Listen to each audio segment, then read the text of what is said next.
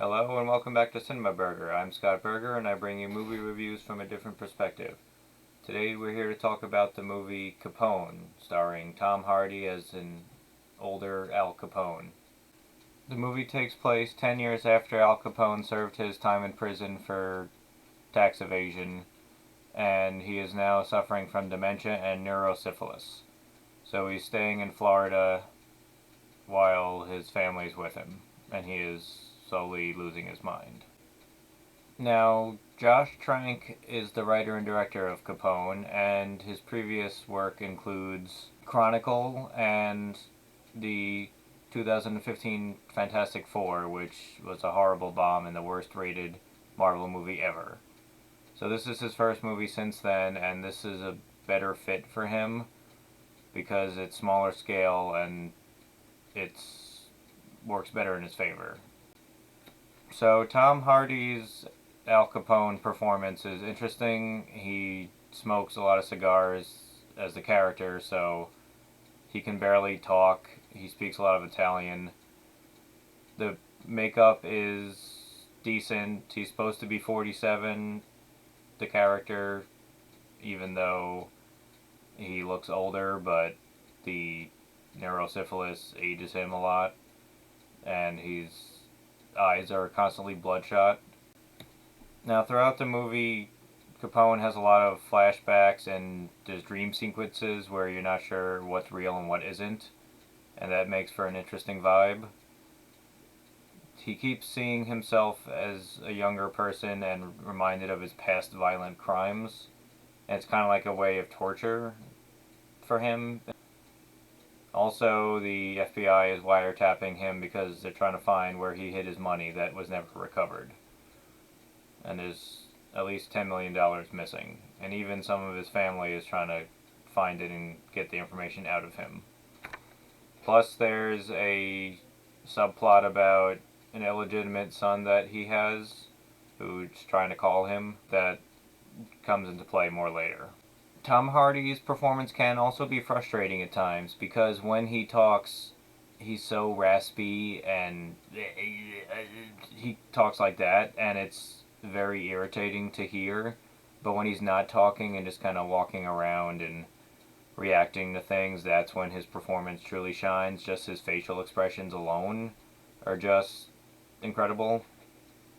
So throughout the movie, I found myself loving and hating his performance at the same time. So there's a bit of a conflict there. There's one scene in particular where Al Capone is feeling paranoid. One of his old associates came to try to talk to him, but his wife, played by Linda Cardellini, who also does a good job, she says he's not seeing anyone because he's not in the right mental state. So after that, he calls the police to say that he doesn't know where he is or what's going on, and he sees a little kid with a golden balloon. I think it's supposed to be him as a kid. So he walks down the hallway and follows, and he walks into this big room, and it looks like it's a party for Al Capone. So as he walks in, everyone's staring at him. There's like a big stage light shining in his face. Someone hands him a cigar and lights it. And as he's walking in the room slowly, you hear Louis Armstrong's voice. And he says, "Come on up, Al." And then he starts singing a song on Blueberry Hill, I think. And just the way the actor playing Louis Armstrong is smiling, it's incredibly creepy and effective. Like, Al Capone himself is scared, like, the audience is supposed to be like, what's going on, just like he is. It almost reminds me of, like, The Shining or something, or, like, you see the hotel staff or something, but it's one of the creepiest scenes in the movie and maybe one of the best. And then all of a sudden you see a gold balloon pop up, and it reminds me of, like, It.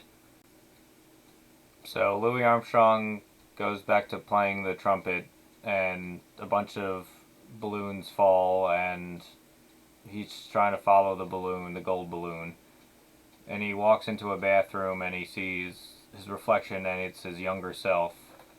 And then the associate Gino comes in the bathroom and it looks back in the reflection and it's his old self again. And he gets brought outside and they start killing someone who I think was stealing from him, played by Matt Dillon. He also shows up in future dream sequences. But this whole scene is just very psychedelic and like trippy.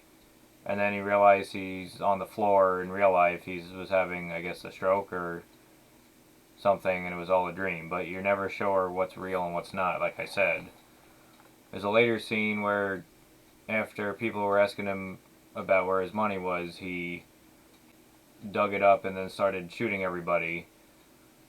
And that turned out to be a dream too. He accidentally just shot a gardener in the leg.